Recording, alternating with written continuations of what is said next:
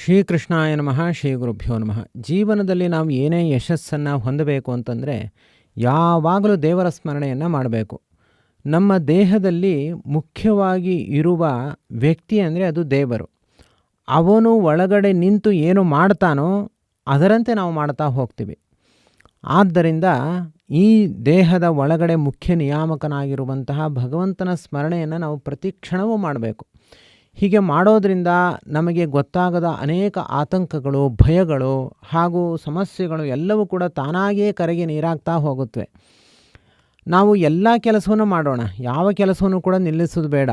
ಆದರೆ ಜೊತೆಯಲ್ಲಿ ದೇವರ ಸ್ಮರಣೆಯನ್ನು ಮಾಡ್ತಾ ಇರಬೇಕು. ದೇವರ ಸ್ಮರಣೆಯನ್ನು ಆ ಟೈಮ್ನಲ್ಲಿ ಈ ಟೈಮ್ನಲ್ಲಿ ಮಾಡಬೇಕು ಅಂತಲ್ಲ, ಪ್ರತಿಯೊಂದು ಟೈಮ್ನಲ್ಲೂ ಕೂಡ ದೇವರ ಸ್ಮರಣೆಯನ್ನು ನಾವು ಮಾಡ್ತಾನೇ ಇರಬೇಕು. ನಮಗೆ ಇಷ್ಟವಾದ ಒಂದು ದೇವರ ಹೆಸರು ಅದನ್ನು ಮನಸ್ಸಿನಲ್ಲಿ ತಂದುಕೊಂಡು ಅದನ್ನು ನಿರಂತರ ಅದರ ಸ್ಮರಣೆಯಲ್ಲಿ ನಾವು ಪಾಲ್ಗೊಳ್ಳಬೇಕು. ಹರೇ ರಾಮ ರಾಮ ರಾಮ ಹರೇ ಹರೇ, ಹರೇ ಕೃಷ್ಣ ಕೃಷ್ಣ ಕೃಷ್ಣ ಹರೇ ಹರೇ. ಹೀಗೆ ಈ ಮಂತ್ರವನ್ನು ಯಾವಾಗಲೂ ಹೇಳ್ತಾ ಇರ್ಬೋದು. ಇಲ್ಲ ಶ್ರೀರಾಮ ಅನ್ನೋ ಮಂತ್ರವನ್ನು ಯಾವಾಗಲೂ ಹೇಳ್ಬೋದು. ಶ್ರೀಕರ ನಾರಾಯಣ ಎಂಬ ಮಂತ್ರವನ್ನು ಯಾವಾಗಲೂ ಹೇಳ್ಬೋದು. ಶ್ರೀರಾಮ ಎಂಬ ಮಂತ್ರವನ್ನು ಯಾವಾಗಲೂ ಹೇಳ್ಬೋದು. ಪ್ರಕೃತ ಶ್ರೀ ರಾಘವೇಂದ್ರ ಎಂಬ ಏನು ಮಂತ್ರ ಇದೆ, ಇದು ರಾಮದೇವರ ಹೆಸರು. ಇದು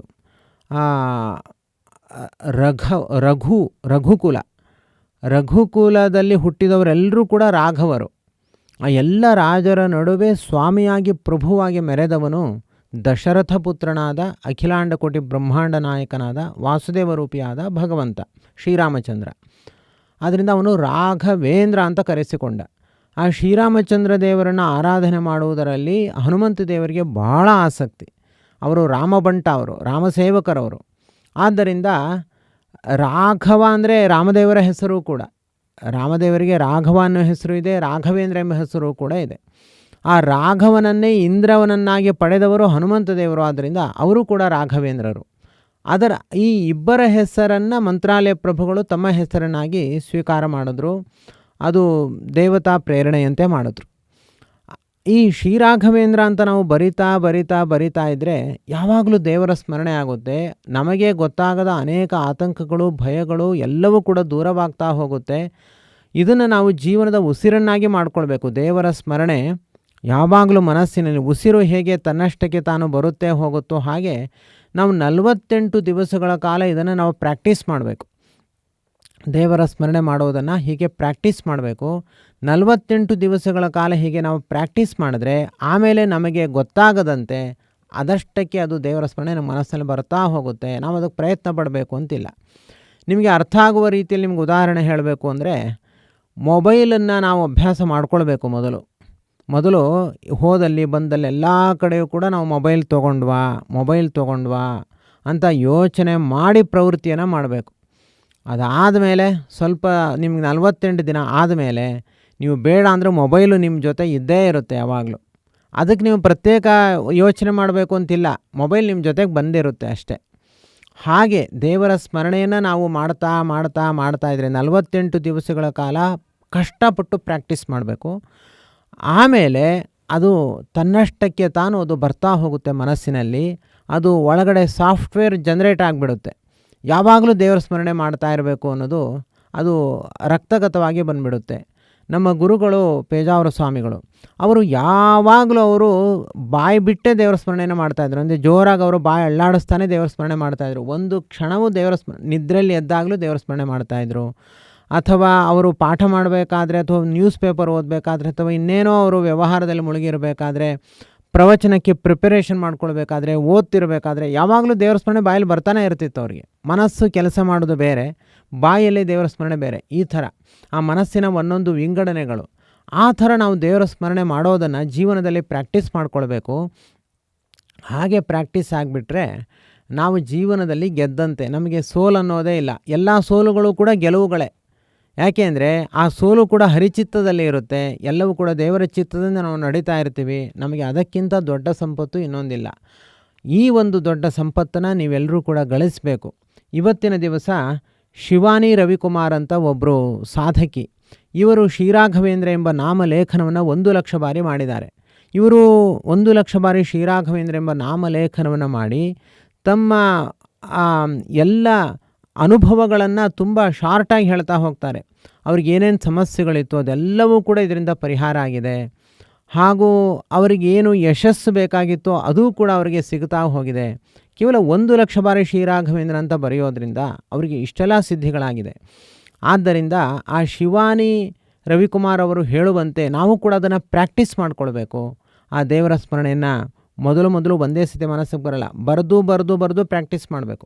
1,00,000 ಬಾರಿ ಬರೆದ ಮೇಲೆ ಅದು ಕೆಲವರು 1,00,000 ಬಾರಿ ಬರೀತಾರೆ, ಟೈಮ್ ಸಿಕ್ಕಾಗ 1 ವರ್ಷ 2 ವರ್ಷಕ್ಕೆ ಟೈಮ್ ತೊಗೊಂಡು ಬರೀತಾರೆ, ಅದು ತಪ್ಪಲ್ಲ. ಆದರೆ ಈ ಥರ ಎಫೆಕ್ಟ್ ಕೊಡಲ್ಲ.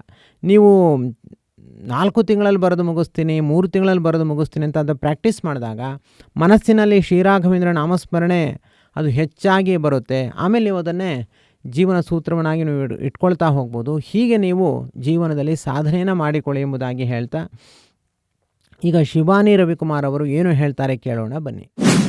ಪೂಜ್ಯಾಯ ರಾಘವೇಂದ್ರಾಯ ಸತ್ಯಧರ್ಮರತಾಯ ಚ ಭಜತಾಂ ಕಲ್ಪವೃಕ್ಷಾಯ ನಮತಾಂ ಕಾಮಧೇನುವೆ. ಓಂ ಶ್ರೀ ಗುರು ರಾಘವೇಂದ್ರಾಯ ನಮಃ. ನಾನು 1,00,000 ಬಾರಿ ನಾಮಲೇಖನವನ್ನು ಮಾಡಿ ಮುಗಿಸಿದ್ದೇನೆ. 1,00,000 ಬಾರಿ ನಾಮಲೇಖನ ಮಾಡೋಕ್ಕಿಂತ ಮುಂಚೆ ನಾನೇ ಒಮ್ಮೆ ಮಂತ್ರಾಲಯಕ್ಕೆ ಹೋಗಿ ಬಂದೆ. ಅಲ್ಲಿಂದ ಬಂದಾಗ ನನಗೆ ರಾಯರ ಬಗ್ಗೆ ಇನ್ನೂ ತಿಳಿದುಕೊಳ್ಬೇಕು, ಸೇವೆ ಮಾಡಬೇಕು, ರಾಯರನ್ನ ನಾನು ಮಾನಸಿಕವಾಗಿ ಕನೆಕ್ಟ್ ಆಗಬೇಕು ಅನ್ನುವಾಗ ನಾನು ಯೂಟ್ಯೂಬ್ನಲ್ಲಿ ಸರ್ಚ್ ಮಾಡುತ್ತಿರುವಾಗ ಶ್ರೀ ವೆಂಕಟಾಚಾರ್ಯ ಗುರುಗಳ ನಾಮಲೇಖನ ಪುಸ್ತಕಗಳ ಬಗ್ಗೆ ತಿಳಿದುಕೊಂಡು ಅದನ್ನು ನನಗೂ ಬರೆಯಬೇಕಂತ ಇಚ್ಛೆ ಆದಾಗ ನಮ್ಮ ಪತಿದೇವರಿಗೆ ಹೇಳಿ ಅದನ್ನು ತರಿಸಿಕೊಂಡು ಬರಿತಾ ಇರುವಾಗ 30 ಪುಸ್ತಕಗಳನ್ನು ಮುಗಿದಾಗ ನನಗೆ ಮತ್ತೊಮ್ಮೆ ಮಂತ್ರಾಲಯಕ್ಕೆ ಹೋಗಿ ಬರುವ ಅನುಗ್ರಹ ಆಯಿತು. ಅಲ್ಲಿ ಹೋಗಿ ಬಂದು ಮತ್ತೆ ಬರಿತಾ ನನಗೆ ತಾಳ್ಮೆ, ಏಕಾಗ್ರತೆ, ನೆಮ್ಮದಿ, ಶಾಂತಿ, ಯಶಸ್ಸು, ಶ್ರೇಯಸ್ಸು ಎಲ್ಲ ತನ್ನ ತಾನೇ ಸ್ವಲ್ಪನೇ ದೊರೀತಾ ಹೋಗುತ್ತಿದೆ. ಅದರ ಜೊತೆಗೆ ಪರಿಮಳ ಗ್ರಂಥವನ್ನು ಶ್ರೀ ವೆಂಕಟಾಚಾರ್ಯ ಗುರುಗಳಿಂದ ತರಿಸಿಕೊಂಡಿದ್ದೇನೆ. ಅದರ ಮಂತ್ರ ಬೃಂದಾವನದಲ್ಲಿ ತರಿಸಿಕೊಂಡು 1,00,000 ಬಾರಿ ಪುಸ್ತಕಗಳನ್ನು ಅದರಲ್ಲಿ ಇಟ್ಟು ಪ್ರತಿಷ್ಠಾಪನೆ ಮಾಡಿದ್ದೇನೆ. ಅದರಿಂದ ನನಗೆ ತುಂಬ ಸಂತೋಷ, ನೆಮ್ಮದಿ, ಖುಷಿ ದೊರೆತಿದೆ. ನನಗೆ ಬರೆಯಲು ಒಂದು ಇಚ್ಛೆ ಇಟ್ಟುಕೊಂಡು ಬರಿತಾ ಇರುವಾಗ, ನಾನು ಒಂದು ಜಾಬ್ ಸಲುವಾಗಿ ಬರಿತಾ ಇರುವಾಗ ನನಗೆ ಇನ್ನೂ ಅನೇಕ ರೀತಿಯಿಂದ ನೆಮ್ಮದಿ, ಏಕಾಗ್ರತೆ, ಶಾಂತಿ, ತಾಳ್ಮೆ ದೊರೀತಾ ಹೋಗ್ತಿದೆ. ಇನ್ನೂ ಮುಂದೆ ನನಗೆ ಜಾಬ್ನೂ ಆಗುತ್ತೆ, ನೆಮ್ಮದಿ ಎಲ್ಲನೂ, ಯಶಸ್ಸು, ಶ್ರೇಯಸ್ಸು ಸಿಗುತ್ತೆ. ಎಲ್ಲ ರೀತಿಯಿಂದ ರಾಯರು ನನ್ನ ಜೊತೆಗಿರ್ತಾರಂತ ನನಗೆ ತುಂಬ ನಂಬಿಕೆ ಇದೆ. ಬರೆಯಲು ಇಚ್ಛೆ ಆದಾಗ ಎಲ್ಲರಿಗೂ ಸಹಕರಿಸುತ್ತು ವಿತರಣೆ ಮಾಡುತ್ತಿರುವ ಶ್ರೀ ವೆಂಕಟಾಚಾರ್ಯ ಗುರುಗಳಿಗೂ ಹಾಗೂ ನನ್ನ ಕುಟುಂಬಕ್ಕೂ ಶ್ರೀ ಗುರು ರಾಘವೇಂದ್ರ ಗುರುಗಳಿಗೂ ಅನಂತ ಕೋಟಿ ಧನ್ಯವಾದಗಳು. ಓಂ ಶ್ರೀ ಗುರು ರಾಘವೇಂದ್ರಾಯ ನಮಃ. ಇಲ್ಲಿಯ ತನಕ ಹೇಳಿದಂತೆ ಶಿವಾನಿ ರವಿಕುಮಾರ್ ಇವರು 1,00,000 ಬಾರಿ ಶ್ರೀರಾಘವೇಂದ್ರ ಎಂಬ ನಾಮಲೇಖನವನ್ನು ಮಾಡಿ ಗುರುರಾಯರ ವಿಶೇಷ ಅನುಗ್ರಹಕ್ಕೆ ಪಾತ್ರರಾಗಿದ್ದಾರೆ. ಇವರಿಗೆ ನಮ್ಮ ಸಂಸ್ಥೆಯಿಂದ ಶತಸಹಸ್ರ ಶ್ರೀ ರಾಘವೇಂದ್ರ ನಾಮಲೇಖಕಿ ಎಂಬ ಪ್ರಶಸ್ತಿಯನ್ನು ನಾವು ಪ್ರದಾನ ಮಾಡುತ್ತಿದ್ದೇವೆ. ಇವರಿಗೂ ಇವರ ಕುಟುಂಬಕ್ಕೂ ಎಲ್ಲರಿಗೂ ಕೂಡ ಗುರುರಾಯರು ಪೂರ್ಣವಾಗಿ ಅನುಗ್ರಹವನ್ನು ಉಂಟು ಮಾಡಲಿ, ವಿಶೇಷವಾಗಿ ದೇವರ ಅನುಗ್ರಹ ಇವರ ಪಾಲಿಗೆ ಬಂದೊದಗಲಿ ಎಂಬುದಾಗಿ ಹೇಳ್ತಾ, ಯಸ್ ಸರ್ವಗುಣ ಸಂಪೂರ್ಣ ಸರ್ವದೋಷ ವಿವರ್ಜಿತ ಪ್ರೀಯತಾಂ ಪ್ರೀತಯೇವಾಲಂ ವಿಷ್ಣುರ್ಮೇ ಪರಮಃ ಸುಹೃತು. ಶ್ರೀಕೃಷ್ಣಾರ್ಪಣಮಸ್ತು. ಶ್ರೀರಾಘವೇಂದ್ರ ಶ್ರೀರಾಘವೇಂದ್ರ ಶ್ರೀರಾಘವೇಂದ್ರ ಶ್ರೀರಾಘವೇಂದ್ರ ಶ್ರೀರಾಘವೇಂದ್ರ ಶ್ರೀರಾಘವೇಂದ್ರ ಶ್ರೀರಾಘವೇಂದ್ರ ಶ್ರೀರಾಘವೇಂದ್ರ